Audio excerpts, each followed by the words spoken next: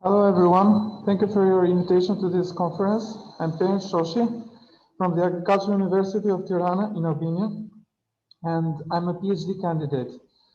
My actual study is on the impact of governmental subsidies for Albanian farmers. The Albanian agriculture is still suffering the consequence of the transition after the communist period and massive collectivization model of running cooperatives in the communist system.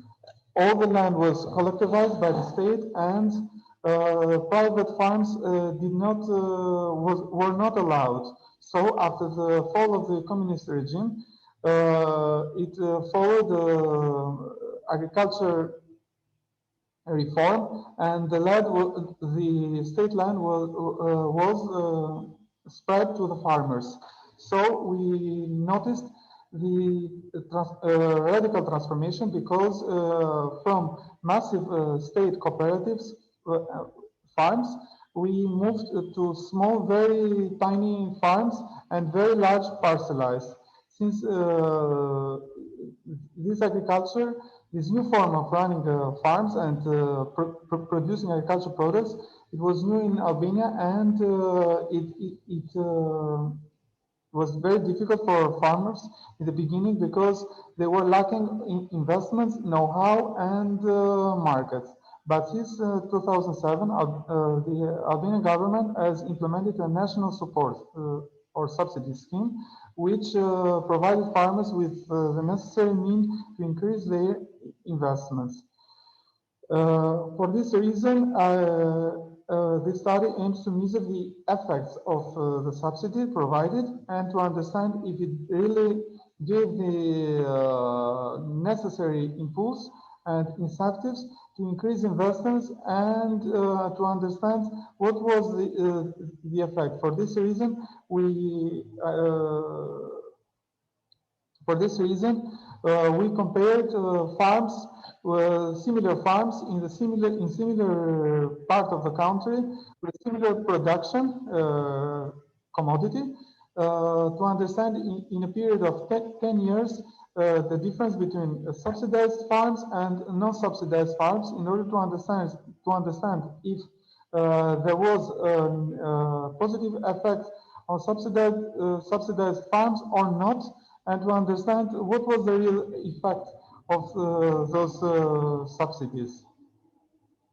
These kind of studies in Albania are kind of new, and for this reason it's very important for new experts and also for governmental experts to understand the impact of their subsidy scheme in the real agricultural system.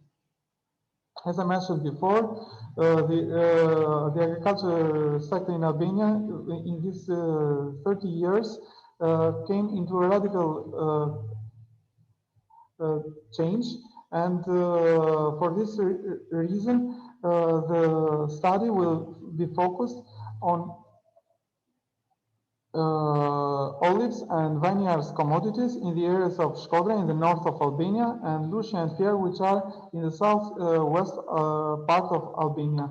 Those are three of the biggest production areas in Albania, and also the analysis is based on descriptive analysis and also PSM method.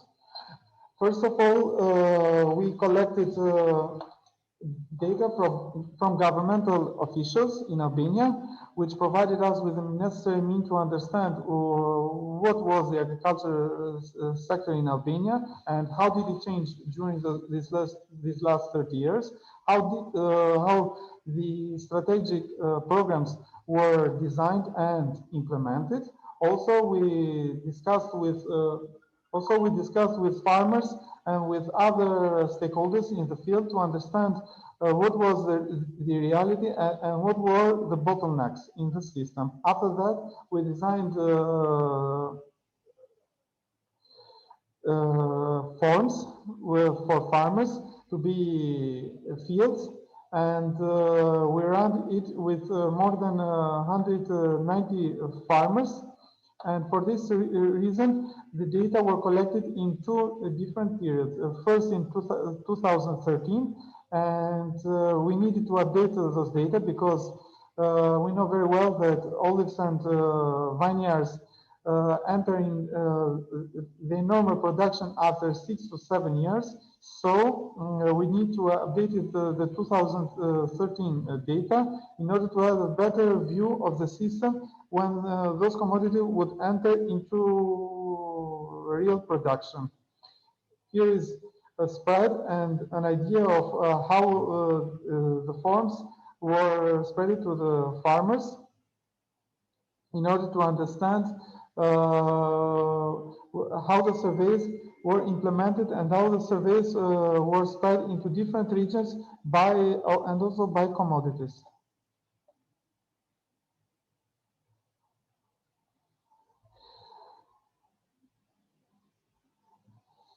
From the surveys and from the data collected after analyzing them and after processing the data, we came into conclusions that despite the difference between the two types of farms, those who benefited from subsidies and those who didn't benefit from subsidies, the overall surface of the farms in Albania did not increase.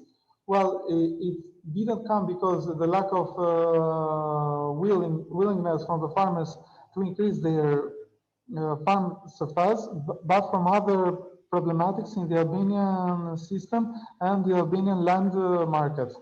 But what we saw is that the number of fruits did increase and it increased highly in non-subsidized farms. We came into a conclusion that farmers who did not benefit from subsidies were more willing to increase their production with olives and vineyards than farmers who benefited from subsidies. And another interesting conclusion that we came, it was the fact that both types of farms did increase highly their roots. So they did change their idea of how to farm. So they went into a radical change from the old commodities into new and more needed commodities from the market. We saw the same conclusions also about production levels, like production level, like yields, and also selling of their production. And we saw that all those criteria were higher in non-subsidized farms than in subsidized farms. And we came into conclusion that after the initial 10, 15 years, or as we call it in Albania, transition period, farmers, wherever the conditions were benefiting or not from the subsidies, they did invest very strong in the agriculture sector, and we saw that farmers who invested their own money, their own funds, they were more efficient than farmers who invested mostly funds coming from the subsidy scheme. So maybe the governmental officials who are designing the subsidy schemes, maybe they should have a better look at the sector and have a better study about the needs and the necessary measures to improve and to strengthen the agriculture sector. We have some figures. For example, we see that although the average surface of the farms in Albania did not increase during these last 9 to 10 years, we see that we have a slight increase in the agriculture farms for farmers who did not benefit from subsidies. Also, it's very understandable that production in tons, the increase was higher in farms who did not benefit from subsidies than in farms who benefited from subsidies. We see that the initial production, it was almost the same in the two types of farms, and we see the difference. Also, in the average yield, by geographical areas, we see that in non-subsidized farms, although the initial yields were almost the same in the two types of farms, we see that for farmers who invested by their own funds and not by subsidies provided by the government, the yields are somehow are very higher than the subsidized farms. Also, in investments, we saw that the level of investments provided in the non-subsidized farms is still higher, and the increase in percentage is higher in although it's a light difference, small difference. We see that also investment levels during the 10 years period is higher in farmers who did not benefit from subsidies than in farms who benefited. So we see that for some reasons the subsidies provided by the government did not serve as an incentive for farmers to further increase the investment. We see also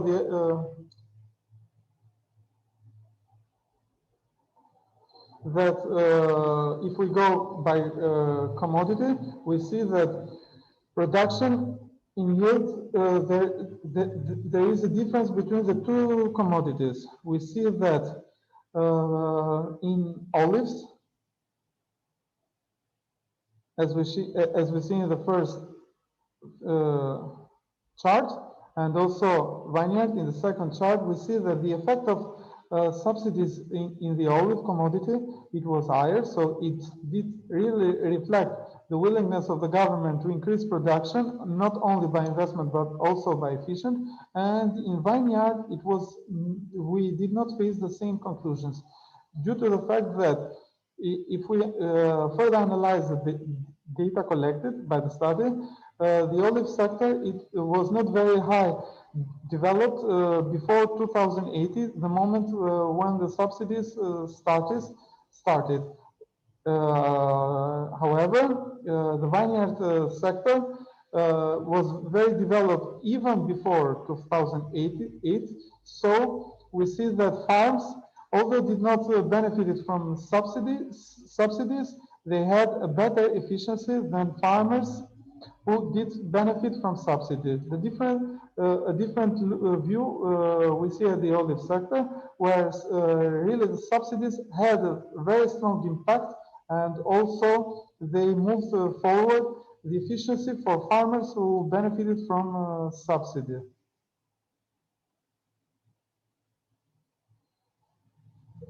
In conclusions, we see that overall, although in the olive sector and mostly in the Shkodra area, because in the two other areas as Pjerin and Lushan, although it was not showed here in the charts, the olives, the subsidies provided for olive producers really did have an impact. But for olive producers in Lushan and Pjerin, and also for vineyards productions, subsidies did not incentivize to expand neither farm surface and also the production rate and also the yields of production were not higher than farmers who did not benefit from the subsidy scheme.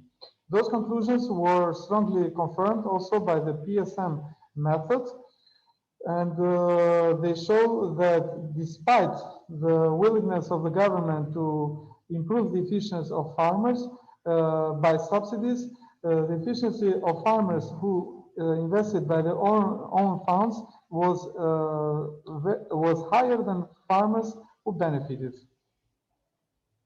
What we recommend is that subsidies should not only serve as a help aid from the government to do some investments, but they should be very well targeted.